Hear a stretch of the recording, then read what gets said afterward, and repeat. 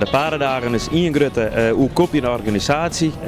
Maar zichtpunt natuurlijk de Hienstermarathon op Vreed en Joet de Boerderij.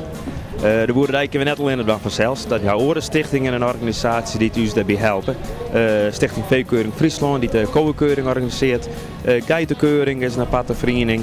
En ook de Frieskeste Bijhoenenkeuring is er ook een aparte vereniging die dat opzet hier. En wie faciliteren die bij de stichting en vereniging.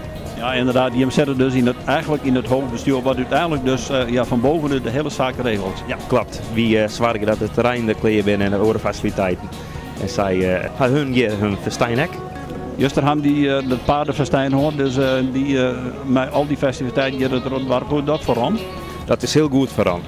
Wie hier een groot aantal deelnemers waren uit Nederland en uit België. Wij meer dan 130 deelnemers onder staat uiteindelijk. En de deelnemers zijn prachtig mooie wedstrijd gewoon spannend wie het uitslagen heel erg binnenkwander. En wie een protte mensen op de fiets hier door het dorp heen. Dus het wie zeer geslaagd. Als we over een aantal mensen praten, bezoekers, is er een indicatie van Jan hoeveel mensen dat er op deze 2 dagen hierin wat er is komen?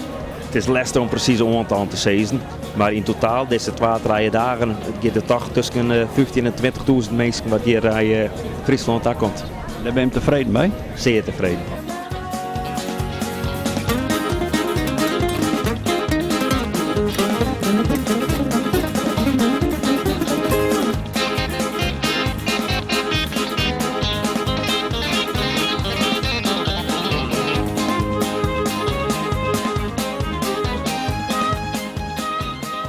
De Zwitserse wijsheid, dat is onze topattractie dit jaar. Ieder jaar proberen we er één te hebben. En dit is letterlijk een topattractie.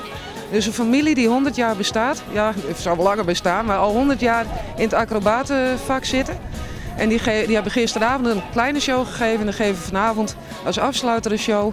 Of tenminste in het avondprogramma een show en vanmiddag ook nog een keer. Het zijn acrobaten die op een lijn lopen die ongeveer 60 meter boven de grond hangt. En niet alleen lopen ze erop, ze fietsen erop, er komt een auto in, nou het is een heel spektakel. Elke vereniging die had het de dwan bij vrijwilligers. Hoe makkelijk is het met de paardendagen en de boerendag met de vrijwilligers? Nou, gemakkelijk. Ja. Er zijn steeds meer mensen die vrijwilliger willen worden. Jeugd, maar ook ouderen die vroeger wel meegeholpen hebben en de tijd niet en er nu weer zijn. En we hebben er gewoon ontzettend veel en iedereen die vindt het geweldig om erbij te horen. Het is, je bent trots als je een blauw t-shirtje aan hebt. Binnen, op het terras of waar dan ook. De simmer strielt u die radio.